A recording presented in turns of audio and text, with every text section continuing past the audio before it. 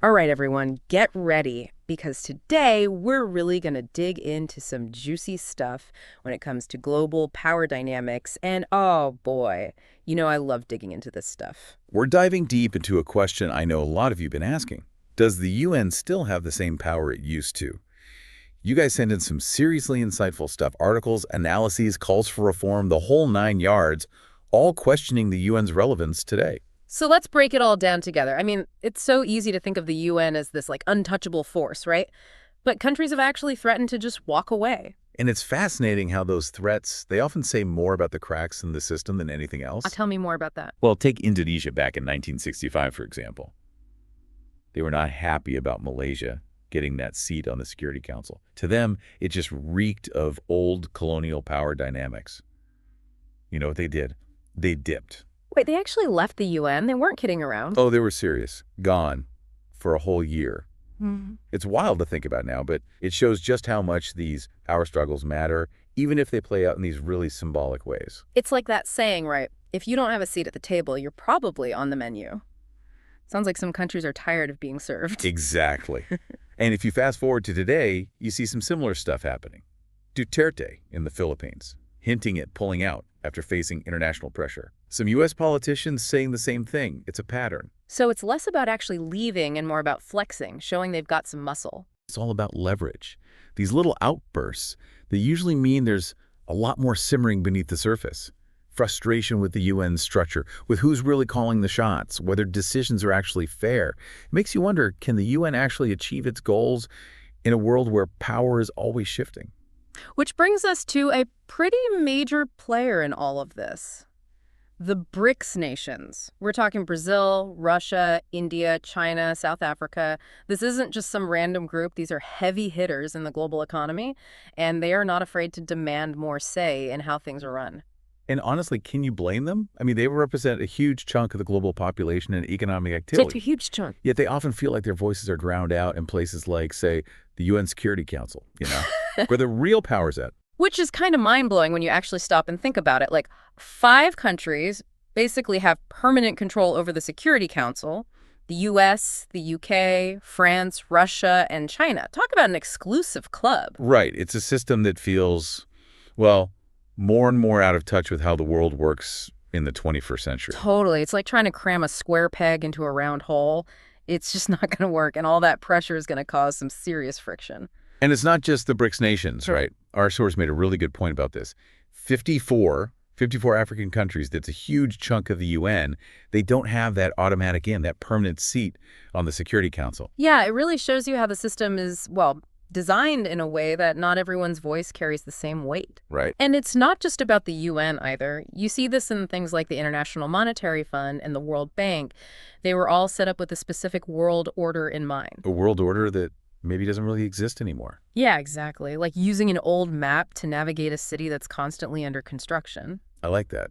Okay, so thinking about this changing world, this article brought up a really, kind of tough example. Yeah. The way the European Union responded to Ukrainian refugees compared to, say, refugees from Syria, Afghanistan, or Somalia. Right, a really stark contrast there. So, where you're coming from matters more than the fact that you had to flee your home in the first place. Sadly, that's kind of what the article seemed to be getting at. I mean, when the war in Ukraine started, it was different, right? Ukrainian refugees were largely welcomed into the EU. They got a lot of support, being able to work, access to social services, even help getting their kids into schools.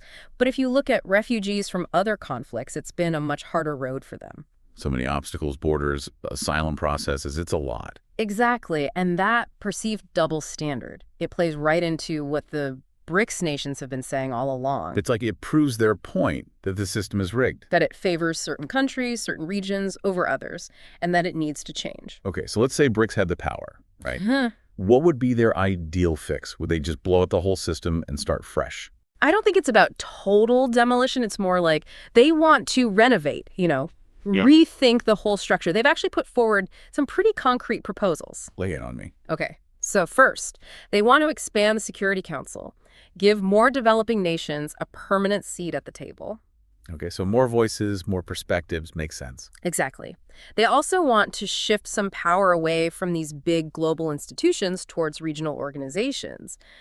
The thinking there is that regional groups would be better at understanding and dealing with their own local issues. Kind of a more grassroots approach to global problem solving. Exactly. And of course, they're also pushing for reform in those big global financial institutions, the IMF, the World Bank, making them more responsive to the needs of these emerging economies. It's about leveling that playing field. So less about the West calling all the shots. Exactly. And the thing is, they're not just talking. They've actually taken some pretty big steps to put this vision into action. Oh, yeah. Like what? Well, they established the New Development Bank, or NDB as it's called.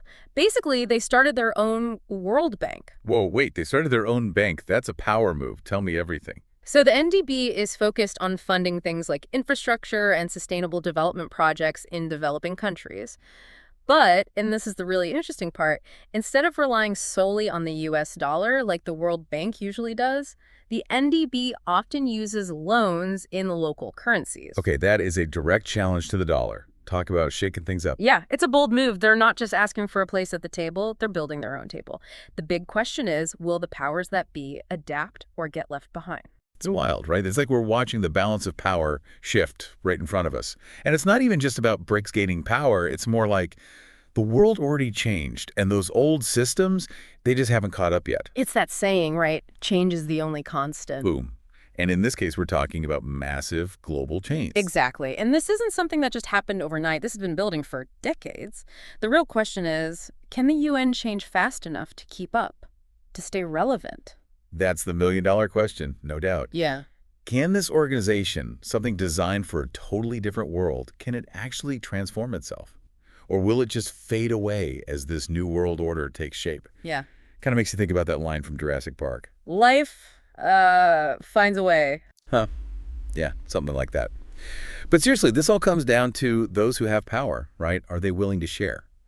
To realize that clinging to how things used to be, well, it helps no one. It's about recognizing that a rising tide lifts all boats. Love that.